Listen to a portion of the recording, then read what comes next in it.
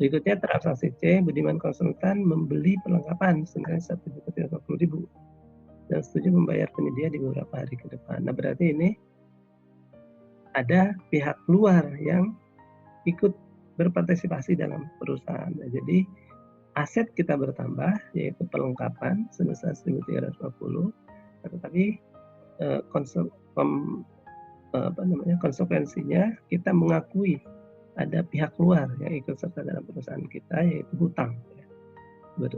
Berarti di sisi kanan, klaim atas aset kita yang sekarang 250 plus 1.350 itu menjadi tidak hanya modal Pak Budiman saja, tetapi juga termasuk hutang ya, dari pihak luar tadi. Nah, tetapi sesudah transaksi ini pun nilai aset sama dengan sisi kiri persamaan, sama dengan kewajiban tambah ekuitas sisi kanan perusahaan persamaan akuntansi.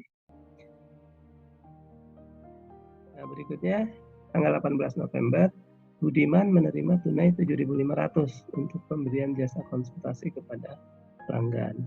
Ini penjualan ya, tapi penjualan jasa. Nah, bagaimana kita catat? Nah, ini menambah kas 7.500. Nah, kemudian kas bertambah. Apa yang bertambah di perusahaan? Modal ya. Jadi perusahaan itu menghasilkan sekarang ya, berarti akan menambah ke modal Pak Budiman 7.500 kalau dia perusahaan perseorangan. Nah, tetapi kalau dia perusahaan persekutuan, maka 7.500 nanti harus dicari pembagian ke para pemodalnya. Nah, oleh karena itu sebelum masuk ke modal biasanya kita buat catatan tambahan di situ ya. Jadi 7.500 ini adalah pendapatan. Itu kita catat di sebelah kanan pendapatan.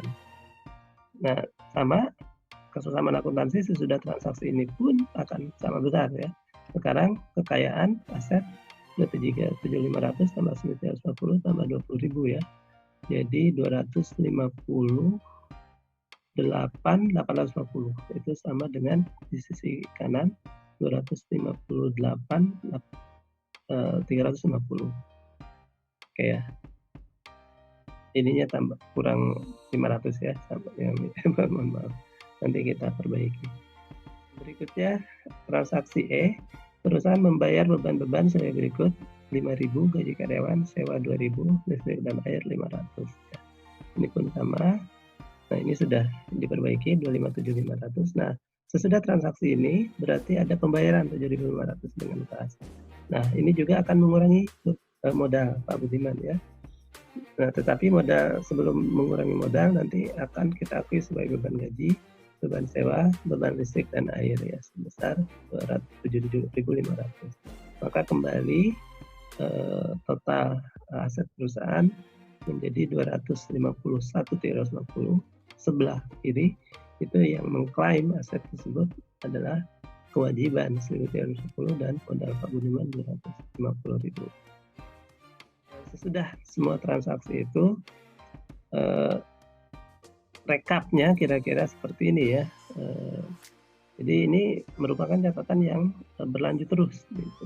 Jadi kasnya nanti total 230.000, perlengkapan 1.350, tanah 20.000, nanti ada akun lain-lain berarti nanti nambah lagi ke kanan gitu ya. Kewajiban ekuitas. Nah, akhirnya adalah 230, 1.350, 20.000, 1.350, 1.350.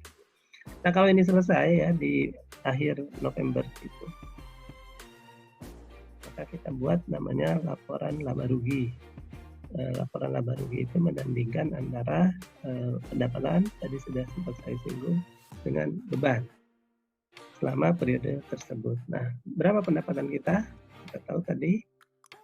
Nanti hasilnya kalau lebih besar adalah net income ya. Kalau lebih kecil pendapatan kita net loss. Ini kalau kita lihat Budiman Konsultan, pendapatannya adalah 7.500, bebannya 5.000, 2.000 dan 500. Ternyata labanya 0, pas ya, tidak untung tidak rugi. Kalau untung nanti modal Pak Budiman akan bertambah sejumlah keuntungan. Nah, karena ini tidak ada tambahan berarti modal Pak Budiman tetap 240.000. Nah, jadi ini nanti masuk ke neraca tadi. Neraca ini sebetulnya laporan persamaan akuntansi tadi. yaitu kas perlengkapan tanah, tetapi kita buat dalam format hanya saldo akhirnya saja dan ke bawah bukan ke kanan seperti di taman akuntansi waktu mencatat transaksi. Nah, di neraca itulah kelihatan total aset 251.320 sama dengan total kewajiban tambah ekuitas. Ini kita sudah berkenalan, sekarang ada 3 laporan ya yang dibuat atau menjadi hasil dari akuntansi, yaitu laporan laba rugi, laporan perubahan modal, dan neraca.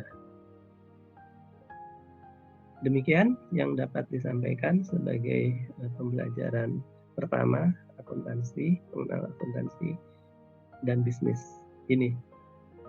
Silakan dilanjutkan dengan topik berikutnya ya, tentang persamaan akuntansi dan T-Akon. Sampai berjumpa di topik kedua. Terima kasih. Wassalamualaikum warahmatullahi wabarakatuh.